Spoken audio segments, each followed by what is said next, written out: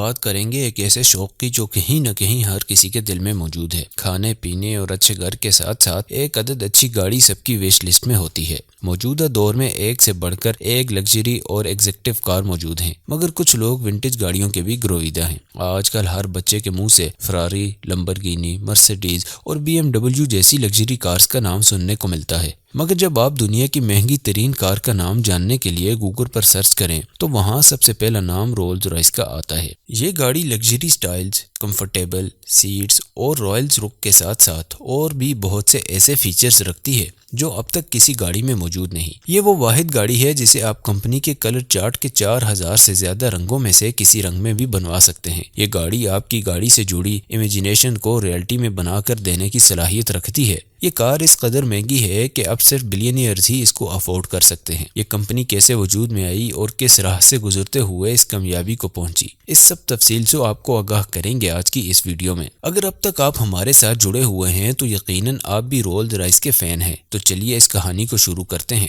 اس کہانی کی شروعات تب ہوئی جب رولز سے رائس کی ملاقات ہوئی۔ جی ہاں، بالکل ٹھیک سنا آپ نے، اس کمپنی کا نام دو بندوں کے نام کو ملا کر بنایا گیا ہے جو کہ چارلس اسٹیورٹ رولز اور ہنری رائس ہیں۔ ان میں سے چارلس رولز ایک کیمیکل انجینئر تھے جو 1877 میں لندن میں پیدا ہوئے۔ تعلیم مکمل کرنے کے بعد انہوں نے برطانیہ میں ہی اپنے دوست کے ساتھ مل کر ایک کار شو روم کھول لیا جس میں وہ فرانس سے موٹر کارز اور بیلجیم سے مائنروا موٹر کارز کو امپورٹ کر کے فروخت کیا کرتے تھے۔ جبکہ کہانی کا دوسرا کردار ہنری رائس 1863 میں انگلینڈ میں پیدا ہوئے۔ وہ ایک الیکٹریکل انجینئر تھے۔ اسی پروفیشن کو استعمال کرتے ہوئے وہ ایک ڈریم کار بنانا چاہتے تھے جس کے لیے انہوں نے 20 سال کی محنت کی اور آخر کار ایک کار تیار کر لی جس کو انہوں نے 10 رائس کا نام دیا۔ رولز جو کہ گاڑیوں کا کاروبار کرتے تھے، انہیں ان کے ایک دوست نے اس کار کے بارے میں بتایا۔ وہ بھی اس بات کی خواہش رکھتے تھے کہ امپورٹ کرنے کے بجائے وہ اپنے ملک میں ہی بنی ہوئی گاڑیوں کا کاروبار کریں، جس کے لیے انہوں نے جلد از جلد رائس سے ملنے کی خواہش ظاہر۔ ان دونوں کی ملاقات 4 مئی 1904 میں مانچسٹر میں ہوئی۔ رولز رائس کی بنائی گئی کار ڈیزائن سے کافی امپریس ہوئے اور چند ہی منٹوں میں انہوں نے فیصلہ کر لیا کہ اب وہ صرف رائس کی بنائی ہوئی کار ہی فروخت کریں گے۔ ان دونوں کے درمیان معاہدہ طے پایا کہ رائس یہ گاڑیاں بنائیں گے اور رولز ان گاڑیوں کو رولز رائس کے نام سے فروخت کریں گے۔ لہذا اس معاہدے پر کام شروع کر دیا گیا اور کچھ ہی مہینوں بعد پیرس موٹر شو میں رولز رائس نے اپنی پہلی کار نمائش کے لیے پیش کی۔ 2 سال کے عرصے کے بعد 1906 میں رولز رائس کو ایک پرائیویٹ لمیٹڈ کمپنی میں کنورٹ کر دیا گیا۔ کامیابیاں بڑھتی گئی اور 1907 میں رولز رائس کی تیار کردہ کار سلور گوس کو بیسٹ کار ان دی ورلڈ کے ٹائٹل سے نوازا گیا۔ اس کار نے لندن سے گلاسکو تک کا 27 بار سفر کرتے ہوئے 14,371 میل کا فاصلہ طے کیا۔ مگر دوستو، اس دلچسپ کہانی میں ایک سنگین موڑ تب آیا جب رولز رائس کمپنی بننے کے صرف 5 سال بعد ہی چارلس رولز 1910 میں وفات پا گئے۔ ان کے بعد ہنری رائس اور جانسن جو کہ کمپنی کے MD تھے، دونوں نے مل کر اس کمپنی کو آگے بڑھایا اور کمپنی میں نئے ماڈلز کی گاڑیاں متعارف کروانے کا ارادہ کیا۔ کچھ ہی سالوں بعد پہلی جنگ عظیم شروع ہو گئی جس کے دوران اس میں کمپنی نے ہوائی جہازوں کے انجن بھی تیار کرنا شروع کر دیے۔ گاڑیوں میں بھی الگ الگ ماڈلز بنانے کے لیے پھر کمپنی کو الگ الگ مینوفیکچرنگ فیکٹریز لگانی پڑی تاکہ گاڑیوں اور جہازوں کے انجنز کا کام الگ الگ کیا جا سکے۔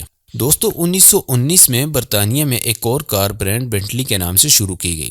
شروع میں تو وہ رولز رائس کے مقابلے میں ہی رہی، مگر 1931 میں اسے رولز رائس نے خرید لیا اور اگلے 70 سالوں تک رولز رائس نے ہی بینٹلی کارز مینوفیکچرز کی۔ دونوں کمپنیز کے کار ڈیزائن تقریباً سیم ہی ہوتے تھے، مگر ان پر لوگو الگ الگ ہوتا تھا۔ 1980 کے دہائی میں ان دونوں کمپنیز کو وائکرز نامی کمپنی نے خریدا اور کچھ عرصہ چلانے کے بعد 1998 میں واکس ویگن کو فروخت کر دیا۔ یہاں کہانی میں ایک دلچسپ موڑ آیا جب BMW نے واکس ویگن سے رولز رائس کو خریدنا چاہا، مگر وہ انہیں نہیں ملی۔ واکس ویگن کمپنی کے پاس رولز رائس بنانے کی فیکٹری تو تھی، مگر ان کے پاس اس کے لوگو کے اختیارات نہ تھے اور یہ بات کسی طرح BMW کمپنی کو پتہ چل گئی۔ لہذا انہوں نے اس کمزوری کا فائدہ اٹھاتے ہوئے اس ایرو سپیس کمپنی سے لوگو کے اختیارات $66 ملین میں لے لیے۔ یاد رہے کہ یہ رولز رائس کی وہی ایرو سپیس کمپنی تھی جو شروع سے الگ ہو کر ہوائی جہازوں کے انجن بناتی تھی۔ اب واکس ویگن کے پاس فیکٹریز ہونے کی کوئی اہمیت نہیں بچی تھی کیونکہ ان کے پاس لوگوں کے اختیارات نہیں تھے، لہذا انہیں مجبور ہو کر رولز رائس کو بیچنا پڑا۔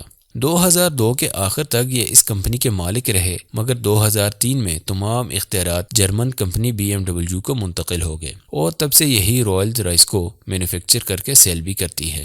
دوستو اس کار کو یوکے میں گوڈ ووڈ ویسٹ سسیکس نامی کمپنی تیار کرتی ہے، مگر اس کے کچھ حصے جرمنی اور دوسرے ممالک سے بھی بنوائے جاتے ہیں۔ گاڑی کی تمام اسمبلنگ یوکے میں رولز رائس کی فیکٹری میں ہی کی جاتی ہے۔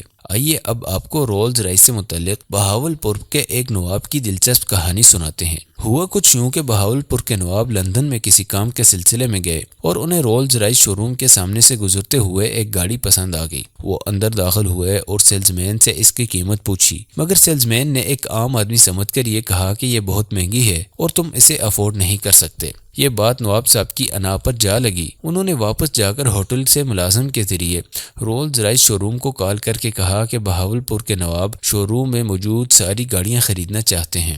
اگلے ہی دن نواب صاحب نے پوری شان و شوکت اور ملازموں کو لشکر کے ساتھ جا کر تمام گاڑیاں خریدی اور انہیں جلد از جلد بہاولپور پہنچانے کا حکم دیا۔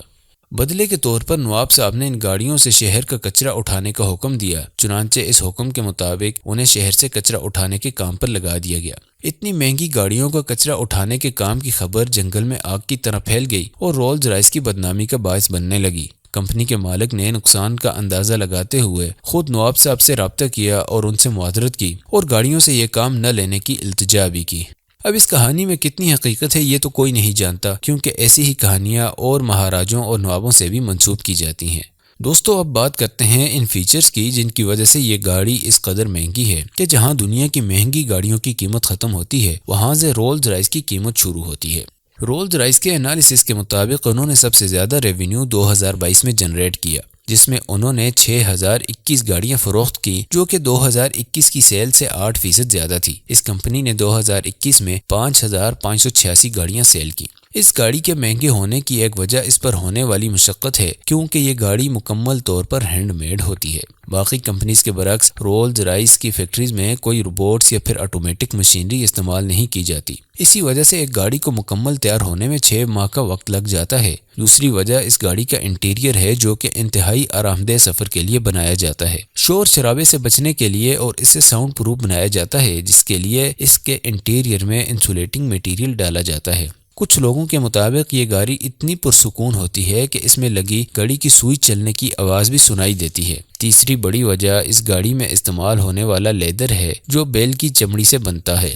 اسے استعمال کے قابل بنانے کے لیے کئی مراحل سے گزارا جاتا ہے اور اسی لیے یہ لیدر کافی پائیدار ہوتا ہے۔ تمام انٹیریئر کے لیدر کو لگانے کے لیے 17 دن لگتے ہیں اور اس میں 11 بیلوں سے لیا جانے والا لیدر استعمال ہوتا ہے۔ چوتھا اور سب سے دلچسپ فیچر یہ ہے کہ آپ اپنی گاڑی کو اپنی خواہش کے مطابق کسٹمائز بھی کروا سکتے ہیں، یہاں تک کہ صرف ایکسٹیریئر پینٹ کے لیے کمپنی آپ کو 4000 رنگوں کا آپشن دیتی ہے اور اس 45 کلو پینٹ کو 5 لیئر میں گاڑی پر لگایا جاتا ہے، جس پر تقریباً 7 دن لگتے ہیں۔ پوری گاڑی کی ہر چیز کو کنٹرول کرنے کے لیے بٹن موجود ہیں اور ہر بندہ اپنے لیے الگ ٹمپریچر بھی سیٹ کر سکتا ہے۔ مگر سب سے کمال فیچر رولز رائس کی گاڑیوں کے چھت میں لگا نائٹ سکائی ویژن ہے، جو کہ رات میں اسی طرح چمکتا ہے جیسے آسمان میں لگے تارے۔ دراصل یہ سسٹم آپٹک فائبر لائٹ 1340 پر مشتمل ہوتا ہے، جسے ہاتھ سے تیار کیا جاتا ہے۔ اس تمام پروسیس میں تقریباً 2 کلومیٹر کیبل استعمال ہوتی ہے۔ دوستو سب سے اہم چیز ان تمام چمچماتی رولز رائس گاڑیوں کا آئیکونک فگر اسپرٹ آف ایکٹیسی ہے، جو کہ ہر رولز رائس گاڑی کے آگے لگا ہوتا ہے۔ امید ہے آپ کو یہ ویڈیو پسند آئی ہوگی۔